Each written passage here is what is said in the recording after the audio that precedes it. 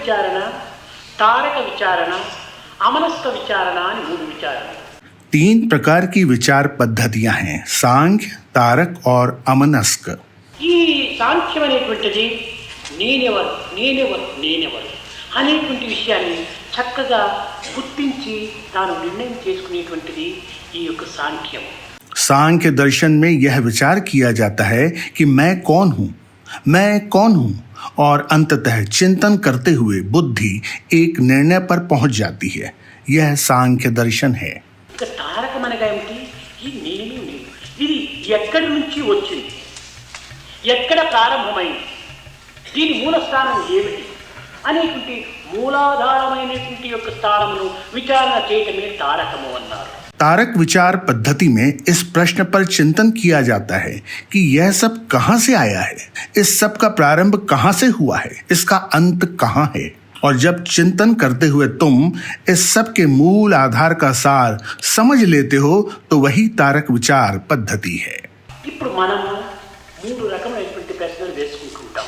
हम 3 सामान्य प्रश्न करने की उत्सुकता रखते हैं. ఈనాటి లౌకికమైనటువంటి జీవితం నందు, ఆధునికమైనటువంటి జీవితం నందు మనము జాగ్రత్త అవస్థ ఒకటి, సాక్షిభూతమైనటువంటి స్థితి ఒకటి, అన్నింటికీ చైతన్యవంతమైనటువంటిది మరొకటి, 3గా ఉంటున్నాయి. इस लौकिक संसार में अस्तित्व को 3 स्तरों पर बांटा जा सकता है. एक है जागृत अवस्था, एक है साक्षीभूत अवस्था और तीसरी है चैतन्य अवस्था. ये 3 अवस्थाएं हैं. కాన్షియస్నెస్ ఇది 3 ఉంటుండే.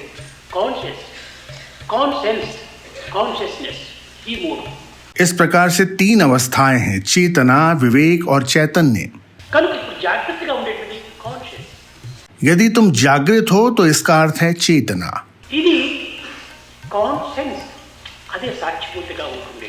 यदि तुम जो कुछ भी कर रहे हो उसके प्रति तुम्हारे भीतर केवल साक्षी होने का भाव है तो ये साक्षीभूत अवस्था है. ఈ కాన్షియస్ కు ఆధారభూతమైనటువంటిది కాన్షియస్నెస్. और वह जो तुम्हें साक्षी होने का, साक्षीभूत अवस्था में होने के लिए मूलभूत सहायता प्रदान करता है वह चैतन्य है. కాన్షియస్నెస్ లేకపోతే కాన్షియన్స్ అనేటువంటిది రావడానికి వీలు. इस चैतन्य के बिना तुम साक्षीभूत अवस्था को नहीं पा सकते. కనుక కాన్షియస్నెస్ అనేటువంటి యొక్క చైతన్యం ఉండినప్పుడే నేను ఉన్నాను అనేటువంటి సాక్ష్యాన్ని నువ్వు చెప్పగలవు. अतः केवल तभी जबकि तुम्हारे पास यह चैतन्य है तो ही तुम सबसे पहले साक्षीभूत अवस्था को प्राप्त कर सकते हो. ఈ కాన్షియస్నెస్ అనేటువంటిది సర్వత్రా ఉంటుండాలి. यह चैतन्य सर्वत्र व्याप्त है. ఈ చైతన్యం ఉండంగానే నేను మాట్లాడుతున్నాను అనేటువంటి రీతిగా నువ్వు చెప్పగలుగుతున్నావు. ఆ కాన్షియస్నెస్ లేకపోతే ఈ కాన్షియన్స్ అనేటువంటిది ఉండడానికి వీలు లేదు. सर्वत्र व्याप्त चैतन्य के कारण ही तुम ये कह सकते हो कि तुम बात कर रहे हो या सुन रहे हो और इसी के कारण तुम सबसे जुड़े हुए हो. चैतन्य के बिना साक्षी भाव का होना संभव नहीं है. కనుక నేను అనేటువంటి దానిని తెలిపేటువంటిది కాన్షియస్. जब तुम मैं कहते हो और मैं यह या वह कर रहा हूं कहते हो तो यह साक्षी अवस्था है.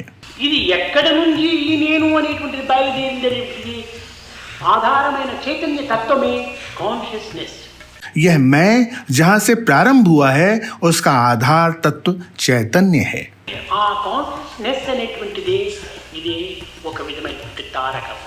इसलिए वह जो तुम्हें इस चैतन्य के बोध या चैतन्य के प्रश्न के उत्तर तक ले जाता है वह ही तारक सिद्धांत है. అయితే దీనికంటే ఇంకా కొంత అతీతమైనటువంటి స్థానం ఉంది. किंतु एक अन्य ऐसा स्तर भी है जो इन सब से ऊपर है. దానిని సూపర్ కాన్షియస్నెస్ అంటారు. यह अवस्था सुपर कॉन्शियसनेस या परम चैतन्य की अवस्था कहलाती है. అయితే ఈ తారకము అనగా నేను అనేటువంటిది ఏ స్థానం నుండి పుట్టిందో ఆ స్థానం నందు మనం నిల్చుకొని దాని ఎందున్నటువంటి నేను అనేటువంటి వృత్తిని అణచగొట్టుకున్నప్పుడే అదే నిజమైన అమనస్కము అని వేదాంతంలో పేరు పెడుతూ వచ్చారు. मैं के उद्गम स्थान को यानी मूलभूत स्थान को समझना और उस मूलभूत या उद्गम स्थान पर मैं को रखकर मैं को विलय कर देने या खत्म कर देने की अनुभूति करना ही आमनस्क विचार या सिद्धांत है। అమనస్కం అనగా ఎట్టి స్థితి లేనటువంటి ఆనంద స్థితి మాత్రమే। यह अमनस्क अवस्था वह होती है जहां आनंद के अतिरिक्त और कोई अनुभव या और कोई अस्तित्व नहीं होता। దీనిని మోక్ష స్థితి యందు అమనస్కం అనగా దుఃఖ నివృత్తి ఆనందమే దీని ప్రాప్తి। अतः अमनस्क की स्थिति दुख से निवृत्त होकर परमानंद की अवस्था होती है। దీనిని లిబరేషన్ అని కూడా చెప్పేటూ వచ్చారు। इसे मोक्ष भी कहा जाता है। ఈ లిబరేషన్ టైం అనేటువంటిది ఒక్క ఆనందం తప్ప అన్యమేమాత్రము అక్కడ ఉండటకు వెళ్ళలేదు। मोक्ष और कुछ नहीं, केवल परमानंद की अनुभूति की अवस्था है। ఆనందం తన స్వరూపం, आनंद ही तुम्हारा मूल स्वरूप है। అదే తన దివ్య గమ్యం। यही तुम्हारा सटीक दिव्य गंतव्य है। కనుక ఈ సాంఖ్యం అనేటువంటి దానిలో మొట్టమొదట నేను నేను నేను ఈ నేను అనేటువంటి ఒక తత్వాన్ని చక్కగా నిరూపించి విమర్శించి తన యొక్క స్వరూపాన్ని దర్శింపచేసేటువంటిది ఈ సాంఖ్య దర్శనం। इस प्रकार सांख्य विचार पद्धति वह है जो तुम्हें अपने अस्तित्व के प्रश्न पर विचार कराते हुए अंत में तुम्हें मैं के वास्तविक परमानंद स्वरूप की ओर ले जाती है। समस्त लोका सुखिनो